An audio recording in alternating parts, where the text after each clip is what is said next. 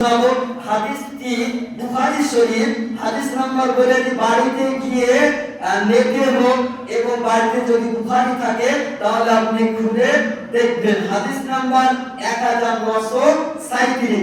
এই হাদিসটিকে ইমামে মুসলিম নিজ গ্রন্থে মুসলিম শরীফের মধ্যে আনয়ন করেছেন। মুসলিম শরীফের হাদিস নাম্বার 1111।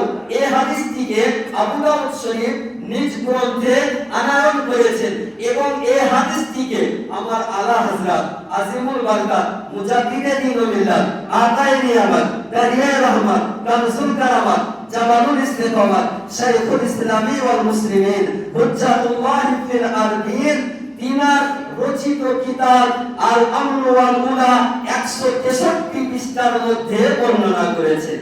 হাদিসটির রাবী হলো হযরত আবু হুরায়রা রাদিয়াল্লাহু তাআলা আনহু। এই আবু হুরায়রা রাদিয়াল্লাহু তাআলা আনহু দিনে এবং রাত্রিতে 12000 রাকাত করে নামাজ পড়তেন। জোরে হবে না? সুবহানাল্লাহ। 12000 রাকাত করে নামাজ পড়তেন। আজকে কিছু আগাছা বেরিয়েছে, কি আপনার তাহাজ্জুদ 4 রাকাত পড়ে দেয়, তার মানে গোটা মহল্লাকে প্রচার করে আমি তাহাজ্জুদ পড়ি, তাহাজ্জুদ পড়ি, তাহাজ্জুদ পড়ি। আর এই আবু হুরায়রা বিখ্যাত সাহাবী, 1 লক্ষ হাদিসের হাফেজ ছিলেন। কত? 1 লক্ষ হাদিসের হাফেজ। এই